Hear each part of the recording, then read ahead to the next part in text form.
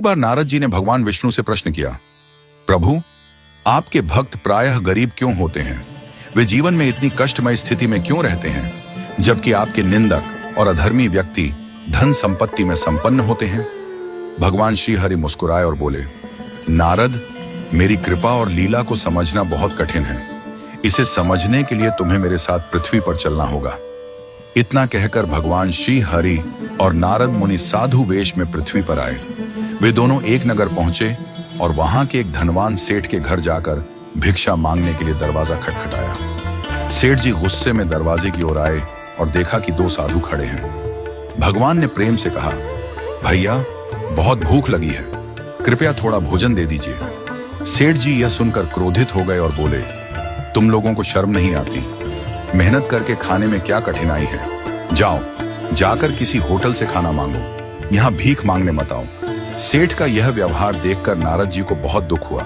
वे भगवान से बोले, प्रभु, देखिए यह व्यक्ति कितना अहंकारी और कठोर हृदय का है। वह न केवल आपको पहचानने में असमर्थ रहा, बल्कि आपको अपमानित भी कर रहा है। ऐसे व्यक्ति को तो दंड मिलना चाहिए। कृपया इसे कोई अभिशाप दीजिए।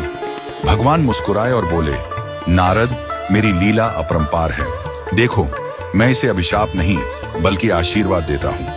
यह कहकर भगवान ने सेठ को और अधिक धन संपत्ति बढ़ाने का वरदान दे दिया।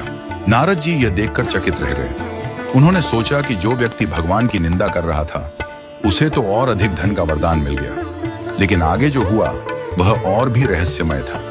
इसके बाद भगवान और नारद मुनि नगर के बाहर एक वृद्धा के छोटे से झोंपड़े के पास पहुंचे।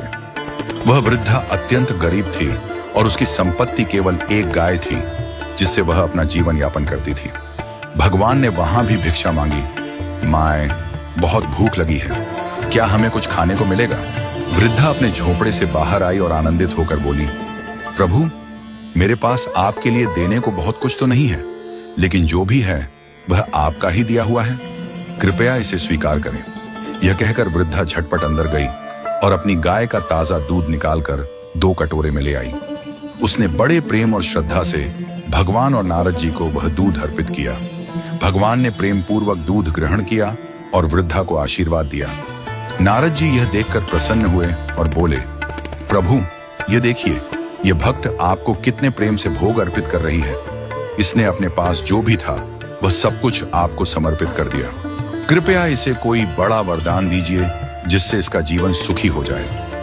भगवान ने थोड़ी देर सोचा और वृद्धा की गाय को मरने का अभिशाप दे दिया। यह सुनकर नारद जी अत्यंत व्याकुल हो गए। उन्होंने कहा, प्रभु, यह आपने क्या किया?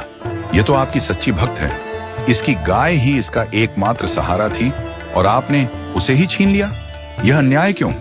भगवान ने नारद जी की ओर देखा और बड़े प्रेम से समझाया, नारद, तुम्हें मेरी लीला समझ में नहीं आई। यह वृद्धा मेरी परम भक्त है और शीघ्र ही इसे यह संसार त्याग कर मेरे धाम आना था, किंतु इसकी गाय के प्रति अत्यधिक मोह था। जब इसका अंतिम समय आता तो यह भगवान का स्मरण करने के बजाय अपनी गाय की चिंता में ही लीन रहती। इससे इसका अगला जन्म गौ योनि में हो जाता और इसे अनेक दुख भोगने पड़ते। इसलिए मैंने इसकी गाय को पहले ही छीन लिया, ताकि जब इसका अंतिम समय आए तो इसका मन केवल मुझ में ही लगा रहे और यह सीधा मेरे धाम को प्राप्त कर सके। वहीं दूसरी ओर वह सेठ धन संपत्ति से इतना मोहग्रस्त है कि जब उसकी मृत्यु होगी तो उसका ध्यान केवल अपनी तिजोरी और सोने चांदी पर होगा। इसके कारण वह अगले जन्म में तिजोरी की रक्षा करने के लिए सांप के रूप में जन्म लेगा। भगवान ने आगे कहा, यह प्रकृति का नियम है कि जिस चीज से जीव को अत्यधिक लगाव होता है, मृत्यु के समय उसका अंतिम विचार उसी के बारे में होता है और अगले जन्म में उसे वही जीवन मिलता है जिसमें वह सबसे अधिक आसक्त रहता है।